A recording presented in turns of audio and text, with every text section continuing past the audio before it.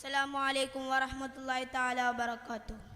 بسم الله والحمد لله والصلاة والسلام على أشرف المرسلين وعلى آله وصحبه أجمعين. أما بعد.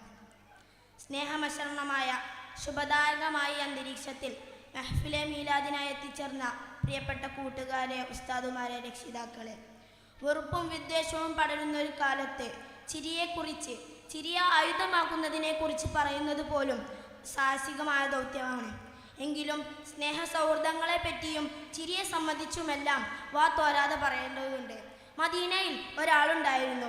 അദ്ദേഹം എല്ലാവരോടും ചിരിക്കുമായിരുന്നു. മനസ്സ് തുറന്ന് വെളിച്ചം വിതറി അങ്ങനെ ചിരിക്കുക അദ്ദേഹത്തിൻ്റെ ഇഷ്ടമായിരുന്നു. തിരുമേനി സല്ലല്ലാഹു അലൈഹി വസല്ലമ തങ്ങളോട് മറ്റാരോ ഇത് സംബന്ധിച്ച് പറഞ്ഞപ്പോൾ അദ്ദേഹം ചിരിച്ചു തന്നെ ആ സിറാത്ത് പാലത്തെ അതിജീവിക്കുമെന്നും ചിരിച്ചു തന്നെ സ്വർഗത്തിൽ പ്രവേശിക്കുമെന്നുമായിരുന്നു തിരുനബിയുടെ പ്രതികരണം. ചിരിയുടെ ഇസ്ലാമിക മാനം ഇതിൽ നിന്ന് വ്യക്തമാണ്.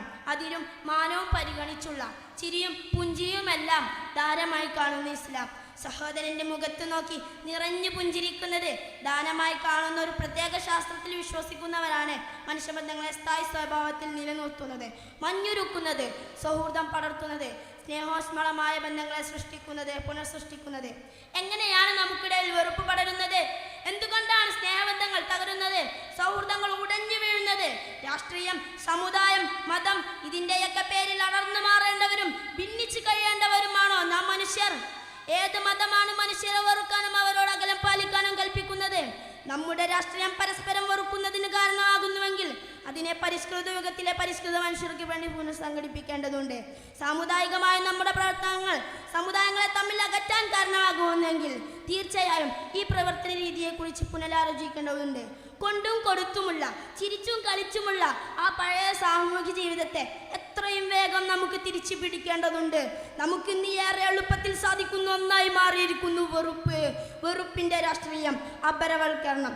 കേരളീയ സമൂഹം രാഷ്ട്രീയക്കാരും മതനേതാക്കളെ അഭിനയിക്കുന്നവരും സാമുദായിക നേതൃത്വവും വരച്ചു വെച്ച കള്ളികളിലേക്ക് ഒതുങ്ങിപ്പോയിരിക്കുന്നു. ഓരോ മതത്തിനും അതിൻ്റെ ദർശനങ്ങളുണ്ട്. ഓരോ മതവിഭാഗത്തിനും അവ വിശ്വസിക്കുകയും ആചരിക്കുകയും ആകാം. ഇന്ത്യൻ ഭരണഘടന വിശ്വാസത്തിനും വിശ്വാസ പ്രചാരണത്തിനും പരിരക്ഷ ഉറപ്പ് നൽകുന്നുണ്ട്. പക്ഷേ അതിനുവേണ്ടി നാം എന്തിന് പരസ്പരം വെറുക്കണം, പരസ്പരം ചതിക്കണം, പരസ്പരം വധിക്കണം, ചോര വീഴ്ത്തണം?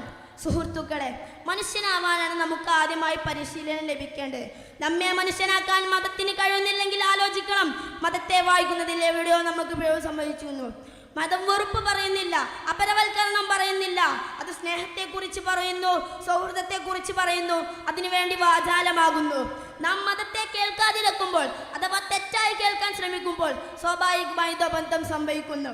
അങ്ങനെയാണ് നമ്മിൽ കൊടും വെറുപ്പിന്റെ, അപരതയുടെ, അനവൽക്കരണത്തിന്റെ കറുത്ത മേഘങ്ങൾ ഉരുണ്ടുകൂടുന്നത്.